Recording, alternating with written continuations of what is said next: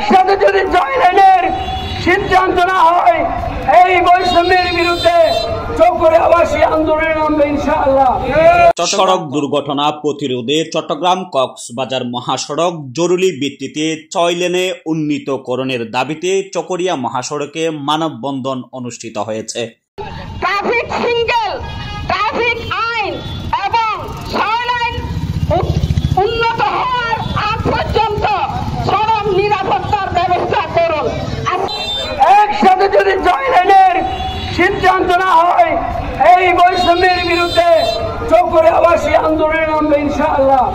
চট্টগ্রাম কক্সবাজার মহাসড়ক 6 লেন বাস্তবায়ন কমিটির আয়োজনে উক্ত মানববন্ধনে অংশগ্রহণ করেন বাংলাদেশ পরিবেশ আন্দোলন বাপা, চকরিয়া উপজেলা জাতীয় পার্টি, কর্মনির সামাজিক মহিলা উন্নয়ন সংস্থা, চকরিয়া উপজেলা অ্যাডভোকেট অ্যাসোসিয়েশন সহ অনেক সামাজিক ও অরাজনৈতিক সংগঠন। বক্তারা বলেন, চট্টগ্রাম কক্সবাজার মহাসড়ক বর্তমানে দেশের একটি গুরুত্বপূর্ণ যোগাযোগ পথ। বর্তমানে কক্সবাজার আন্তর্জাতিক বিমানবন্দর, মাতারবাড়ি গভীর সমুদ্র বন্দর, অর্থনৈতিক অঞ্চল এবং পর্যটন শিল্পকে কেন্দ্র করে এই মহাসড়কের গুরুত্ব বহুগুণ বৃদ্ধি পেয়েছে।